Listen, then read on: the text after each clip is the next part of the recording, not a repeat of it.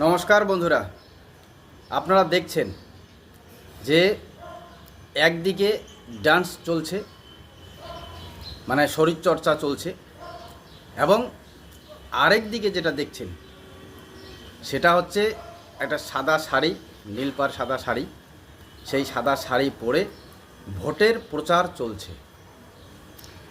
কে ইনি? আপনারা হয়তো সকলেই জানেন। ইনি হচ্ছেন অভিনেত্রী প্লাস জননেত্রী সায়ন্তিকা ব্যানার্জি, প্রাক্তন বিধায়িকা বরানগরের।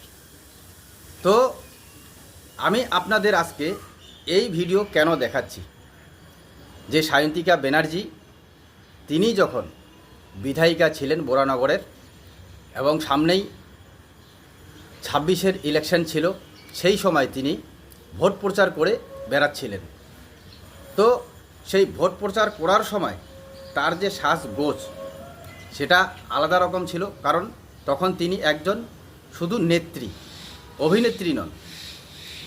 এবং এখন যেটা আপনি দেখছেন যে মানে নৃত্য প্রতিযোগিতা নয়, শরীরচর্চার জন্য তিনি নাচ গান করছেন। কেন? কারণ তিনি বরানগরে হেরে গিয়েছেন। 2026-এর যে ইলেকশন, সেখানে তিনি হেরে গিয়েছেন।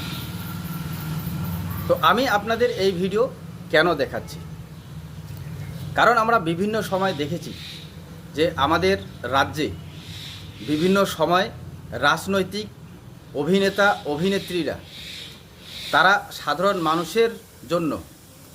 মানুষের উন্নয়নের জন্য, দেশের সেবার জন্য তারা রাজনীতিতে এসেছেন, এবং আসার সময় তারা এই কথাগুলি বলে থাকেন যে আমি সাধারণ মানুষের পাশে দাঁড়ানোর জন্য, সাধারণ মানুষের উন্নয়ন করার জন্য এবং দেশের সেবা করার জন্য এই রাজনীতিতে আসলাম, এবং আপনারা আমাকে বিপুলভাবে ভোট দিয়ে জয়যুক্ত করুন।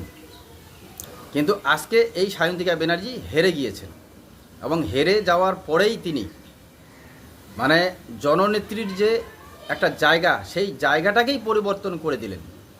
ওনার সোশ্যাল মিডিয়ায় এখন যদি আপনারা লক্ষ্য করেন, এখন আর সেই রকমভাবে কোনো কাপড় পরে জননেত্রীর মতো আর ঘোরাফেরা করতে দেখা যাচ্ছে না ওনাকে এখন দেখা যাচ্ছে এইভাবে।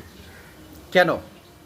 কারণ উনি এখন ওনার কেরিয়ার বানাতে ব্যস্ত, এবং কেরিয়ার বানাতে গেলে আবার সেই আগের রাস্তা অভিনেত্রী, সেই অভিনেত্রীর রাস্তাই তার জন্য খোলা।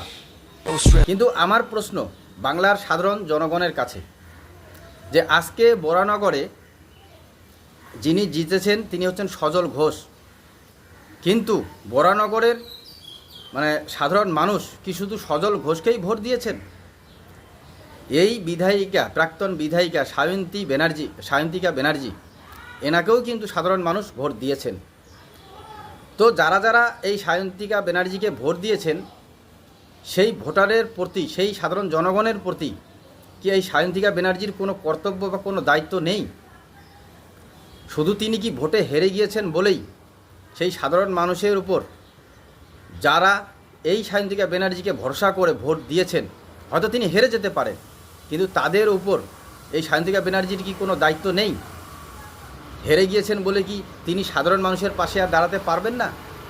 সাধারণ মানুষের উন্নয়ন করতে পারবেন না? কি বলেন আপনারা? তো যার জন্য আমি এই ভিডিও দিলাম। তো এখন হচ্ছে সাধারণ মানুষকে বুঝতে হবে।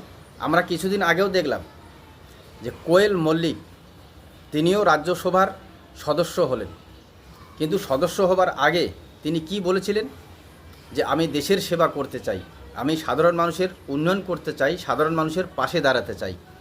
কিন্তু যখনই এই তৃণমূল দল হেরে গেল, সরকার পরিবর্তন হয়ে গেলেন, ধীরে ধীরে এই কোয়েল মল্লিককে দেখা গেল তিনিও কিন্তু ইস্তফা দিয়ে দিলেন শেষে। কেন? কি কারণ? সাধারণ মানুষের পাশে দাঁড়ানোর জন্য এই রাজনীতিতে আসা কি খুবই প্রয়োজন? এবং আমরা যদি আরেক দিকে দেখি, সাউথের যারা সুপারস্টার আছেন তারা অনেকেই আছেন, আমি এর আগেও ভিডিও দিয়েছি, তারা রাজনীতিতে না এসেও সাধারণ মানুষের জন্য প্রতিনিয়ত কাজ করে যাচ্ছেন। এবং সাউথে কেন দেখব, আমাদের পশ্চিমবাংলায় অনেক সোশ্যাল মিডিয়া ইউটিউবার দেখবেন তারা প্রতিনিয়ত কিন্তু সাধারণ মানুষের পাশে দাঁড়াচ্ছেন, সাধারণ মানুষের যাদের থাকার জায়গা নেই তাদের থাকার জায়গা বানিয়ে দিচ্ছেন, যারা খাওয়া পাচ্ছেন না তাদেরকে খেতে দিচ্ছেন। এরকম অনেক সোশ্যাল মিডিয়া ইউটিউবার আপনারা দেখবেন। কিন্তু তারা তো রাজনীতিতে আসেননি, রাজনীতিতে না এসেও তারা সাধারণ মানুষের পাশে দাঁড়াচ্ছেন, সাধারণ মানুষের উন্নয়নের তাদের হাত লাগাচ্ছেন। কিন্তু বিশেষ করে এই অভিনেতা অভিনেত্রীরা যারা নেতা এবং নেত্রী হয়ে সাধারণ মানুষকে কথা দিয়ে এসেছেন যে সাধারণ মানুষের পাশে দাঁড়াবো, সাধারণ মানুষের উন্নয়ন করব, দেশের সেবা করব, শুধু ভোটে হেরে যাওয়ার ফলেই তারা এই পথ ছেড়ে দিয়ে তারা নিজেদের পদে ব্যস্ত। তো যার জন্য আমি এই প্রতিবেদন করলাম এবং এই ভিডিও আপনাদের সম্মুখে নিয়ে আসলাম যে সাধারণ মানুষকে এখনও বুঝতে হবে।